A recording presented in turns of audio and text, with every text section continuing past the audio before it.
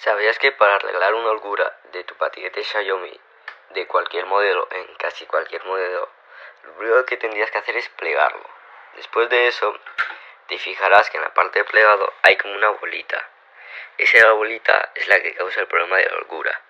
Para solucionarla, lo que tendríamos que hacer es coger una llave, principalmente de 15, una ajustable. Entonces lo que tú tendrías que hacer es poner la llave ahí, en la bolita, y girarla. Entonces con eso lo que consigues es que cuando pongas el manillar bien, ya no tendrás más holgura o prácticamente ni se note. Tip más.